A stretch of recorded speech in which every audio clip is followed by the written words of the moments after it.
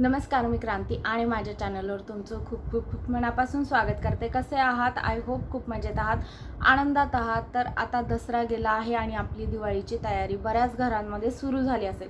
परंतु दिवाळीमध्ये आपण घरात असतो. काही गोष्टी आपल्याकडनं चुकीच्या होऊ नये ह्या 5 दिवसांमध्ये, ह्यासाठी अनपेक्षितरित्या ज्या चुका आपण करतो त्या होऊ नयेत, ह्यासाठी हा व्हिडिओ मी आत्ता बनवत आहे.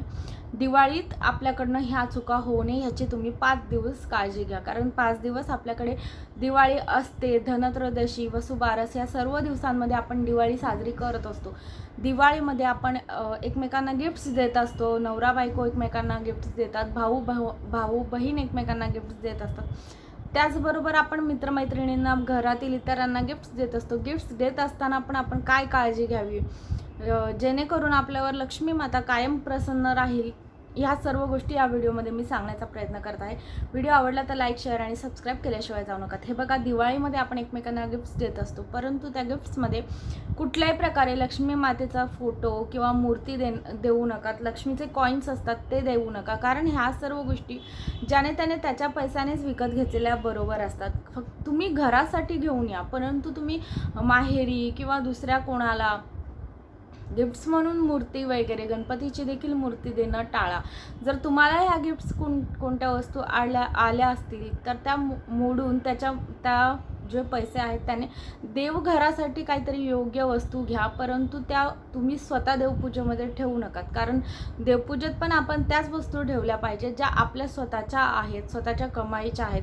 माहेरून देव जे येतात ते गोष्ट वेगळी आहे, परंतु ते लग्नात एकदाच येत असतात. त्याच्यानंतर काय आपल्याला माहेरून सारखे देव येत नसतात.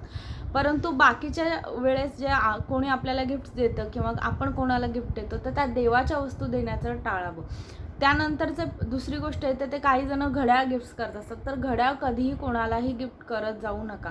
उठसूट घड्याळ गिफ्ट करण्याची आजकाल फॅशन झालेली आहे. घड्याळ गिफ्ट करू नका. नवरा बायकोच्या रिलेशन्समध्ये ठीक आहे, आईने मुलांना घेणं, मुलांनी आईसाठी घेणं ही गोष्ट वेगळी आहे, परंतु त्या व्यतिरिक्त इतर ज्या कोणत्याही रिलेशनशिप्समध्ये घड्याळ गिफ्ट देताना विचार करा. घड्याळ गिफ्ट देऊ नका. वेळ कोणाची कशी असते हे कोणालाही सांगता येत नाही, त्यामुळे घड्याळ देऊ नका. त्याने आयुष्य कमी होतं असं म्हटलं जातं. तर घड्याळ अर्थातच गिफ्ट देऊ नका. लक्ष्मीची मूर्ती देऊ नका. आणि तुम्ही स्वतः जेव्हा लक्ष्मीची मूर्ती विकत घेत असताना जर तुमच्याकडे लक्ष्मीची मूर्ती नसेल तर आणि तुम्ही ती घेत असाल तर लक्षात घ्या, किंवा जरी फोटो जरी तुम्ही घेत असाल तर एक गोष्ट कायम लक्षात घ्या, लक्ष्मी जी आहे ती कमळाच्या आसनावर बसलेलीच असावी. कारण उभी असलेली लक्ष्मी ही कायम चंचल असते, बसलेली असते ती तशी लक्ष्मी खूप चंचल आहे. आपण कितीही केलं तरीही लक्ष्मी ही आपल्यासाठी चंचलच आहे, परंतु त्यातल्या त्यात उभी असलेली लक्ष्मी ही घेऊ नये असं म्हटलं जातं.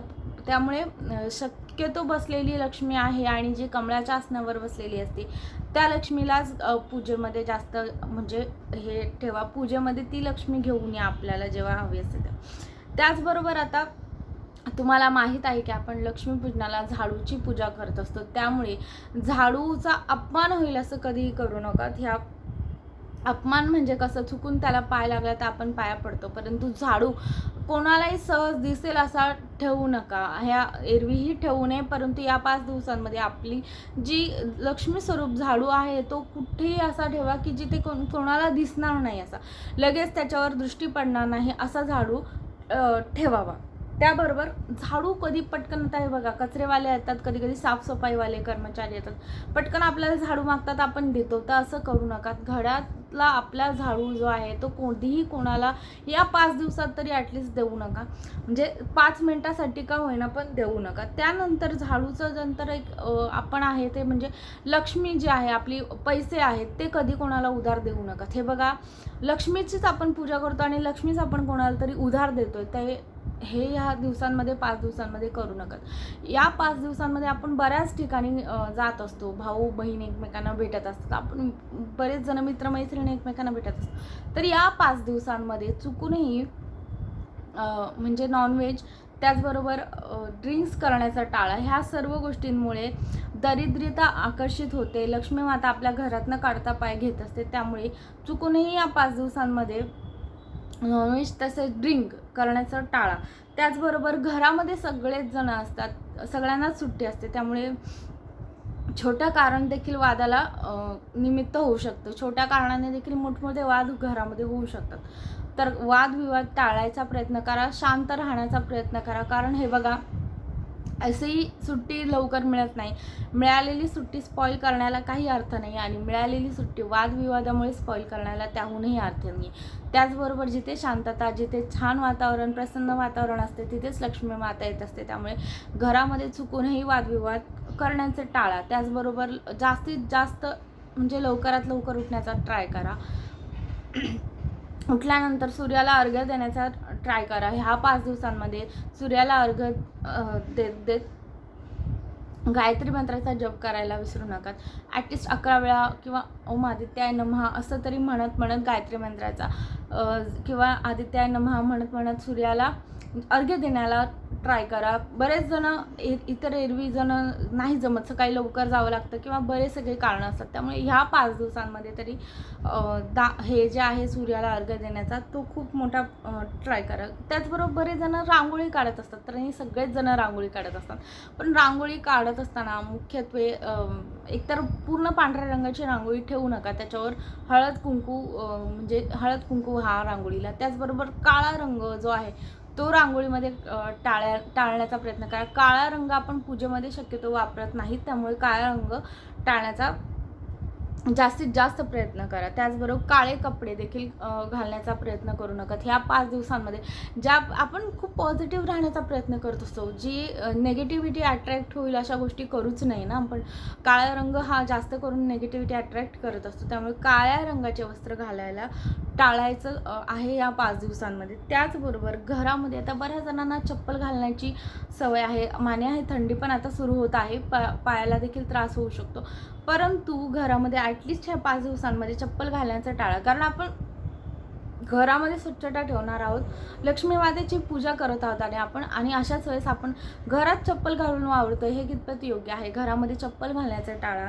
त्याचबरोबर घरामध्ये आता ठीक आहे, गप्पांचे फट रंगणार आहेत, मस्त मैफिली होणार आहेत, परंतु त्यामध्ये आपण कधी असं बघा, भांडी ठेवून देतो, तर भांडी ठेवू नका. घरामध्ये खरकटी भांडी आहेत, ती खरकट काढा, धुवून व्यवस्थित ठेवा जर कामाला येणार असेल तर, आणि नाही तर पटकन घासून टाका. त्याच्यानंतर घरामध्ये बऱ्याच जणांना सवय असते की रिकामं बसतात, घरात आहेत, नखं वगैरे कट करतात किंवा असं राहिलेलं नख कुरतडतात, काढतात हाताने. तसं करू नका, कारण ह्या सर्व दरिद्रतेच्या लक्षणं आहेत.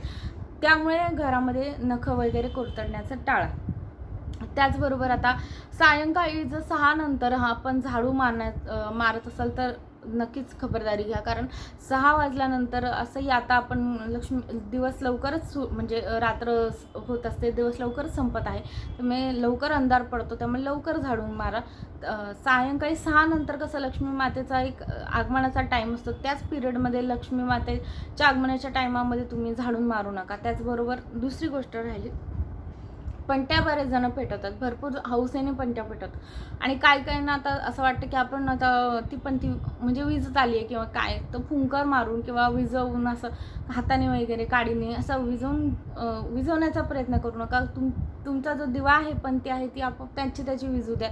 त्याचबरोबर जे लक्ष्मीपूजनाच्या दिवशी रात्री बरेचदा आपण एरवीही जागतो ना, पण मग त्या दिवशी रात्री ॲटलिस्ट तसं आपण कोजागिरीला 12 वाजेपर्यंत 12:30 वाजेपर्यंत जागलो, तसं थोडाफार जरा लवकर झोपण्याचं टाळा आणि थोडंसं लेट जागा. म्हणजे कसं असतं, त्याही दिवशी आपली लक्ष्मी माता ही पृथ्वीवर भ्रमण करत असते, त्यामुळे आपलं घर उजेडात असावं, आपलं घर चमकतं असावं, आपल्या घराच्या बाहेर मुख्य प्रवेशद्वाराबाहेर दिवा असावा, लायटिंग असावी, आपलं घर तिच्या डोळ्यात यावं, नजरेत यावं, असे प्रयत्न करा. जागे राहा, थोडंसं लक्ष्मी मातेचं स्तवन करा, म्हणजे जेणेकरून आपलंही घर तिला दिसेल.